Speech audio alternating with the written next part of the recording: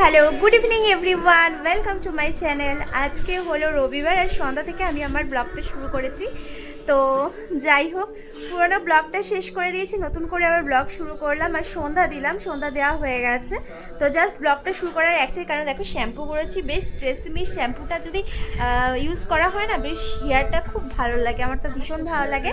তো এখন ব্লগটা শুরু করার কারণ, সন্ধ্যাবেলায় তো মাটন তো খেয়েছি, একটু না চটপটা মতলব ঠান্ডা কিছু খেতে ইচ্ছা করে। তো দেখো মেয়েকে দিয়ে কিনে আনলাম হচ্ছে এই আমুলের লস্যিটা। আমি ভীষণ পছন্দ করি, মানে আদার্স কোনো কিছু খাওয়ার থেকে আমার মনে হয় এই লস্যি, অথবা তোমরা যদি মানে কি বলবো, আশীর্বাদের যে দইটা আছে এটা যদি খাও, অনেক ভালো, কোয়ান্টিটিও ভালো এবং কোয়ালিটিও ভালো। তো যাই হোক, এটা এনেছি, এটা এখন খাবো, কারণ প্রচণ্ড না ক্রেভিংস উঠেছে, মাঝে মাঝে এরকম হয়, এই বিশেষ করে গরমের টাইমে এই ঠান্ডা ঠান্ডা জাতীয় জিনিস খেতে খুবই ভালো লাগে। তো চলো আবার পরে আসছি, টাটা। খেলে না মনটা পুরো ভরে যায়, আমি তো ভীষণ ভালো খাই। তোমরা কে কে ট্রাই করেছো অবশ্যই কিন্তু কমেন্ট করে জানাবে। গরমের দিনে জাস্ট অমৃত। তো ফেসবুক দেখছিলাম, বসেই ছিলাম, আর হঠাৎ করে একটা খবর আসলো যে অভিনেতা রাহুল বন্দ্যোপাধ্যায় আর আমাদের মধ্যে নেই। তো ব্যাপারটা দেখে খুবই খারাপ লাগছে, তার কারণ একটাই হলো, এটাই বোঝা যাচ্ছে যে মানুষের নিঃশ্বাসের কোনো বিশ্বাস নেই। কারণ কি, মানে কি বয়স বলো, আর সে তো একটা কাজের সূত্রেই তো গেছিল না। তো সেখান থেকেও আজকে মানুষের মানে সেফ না, মানুষ যখন তখন চলে যেতে পারে আমাদেরকে ছেড়ে।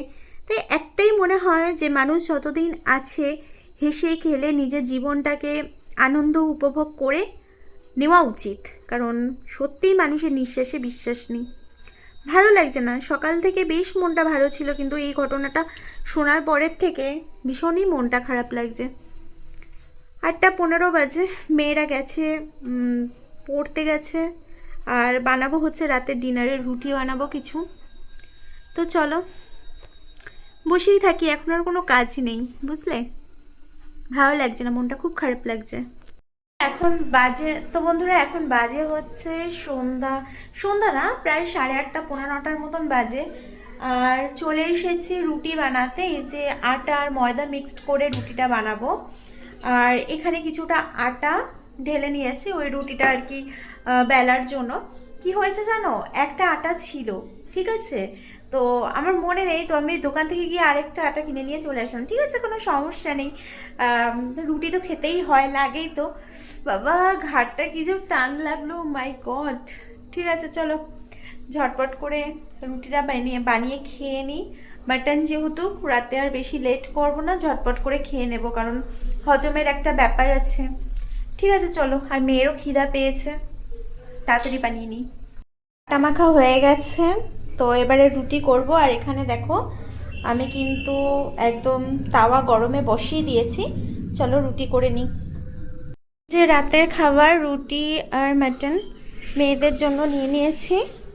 আর বাজে দেখো এখন 9:40, তো টাইম মতন খেতে দিয়ে দিলাম। আজকে মাটন যেহেতু হয়েছে, তো হজমের একটা ব্যাপার থাকেই, আমিও খেয়ে নেব। এই যে এটা ছোটো জনের।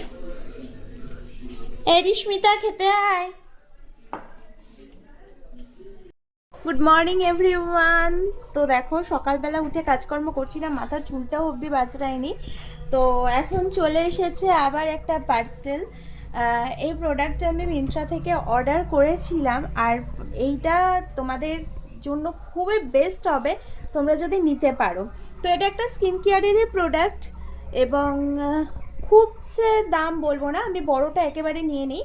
তার কারণ হচ্ছে কি বলতো, ওই ছোটো নিলে না দুদিন ছাড়া ছাড়াই শেষ হয়ে যায়, তার থেকে যদি আমি বড়টা একেবারে কিনে রাখি তাহলে আমার অনেক দিন যায়, প্রায় 3 থেকে 4 মাস তো একদম চোখ বন্ধ করে আমি মানে নিতে পারি। তার কারণ হচ্ছে কি বলতো, মানে ওই একদিন দুদিন ছাড়া ছাড়া শেষ হয়ে গেলে খুব প্রবলেম হয়। তো আমি সব কিছুই মোটামুটি বড়টাই এফোর্ড করার চেষ্টা করি, যাতে আমার একবার কিনলে অনেক দিন চলে যায়। আমার টোনারটাও দেখবে কত বড়, আমার টোনারটাও আমি যদিও বললাম না খুব কম মানে কম টাকায় অ্যাফোর্ডেবল প্রোডাক্ট কেনার চেষ্টা করি। তো দেখেছো টোনারটাই, এই টোনারটা আমার প্রায় আশা করি 7 থেকে 8 মাস তো চলে যাবেই। ঠিক আছে, অলরেডি দেখো কিনেছি যে মাত্র এতটা শেষ হয়েছে, এখনো এতটা বাকি আছে। এটা কিন্তু অনেকটা বড়, এটাও মিন্ত্রা থেকেই কিনেছিলাম, মিন্ত্রা নাইকা এগুলোর থেকেই ইউজ করি। তো যাই হোক, এটাই এই প্রোডাক্টটা আমি আনবক্সিং করব তোমাদের সামনে। তো তোমাদেরকে দেখাবো ওই যে চুটকু আর বরকু দুজনা বসে রয়েছে। আর গুড মর্নিং সবাইকে, গুড মর্নিং জানিয়েছি আগেও, সকালবেলা সমস্ত কাজ হয়ে গেছে, তোমাদের দাদাভাইকেও খেতে দিয়ে দিয়েছি। আজকে সকালে ব্রেকফাস্ট হচ্ছে কেলগস আর তার সাথে দই। অনেকে দুধ খায়, বাট আমার কেলগস দই দিয়ে খেতে বেশি ভালো লাগে। তো চলো আসছি আবার পরে।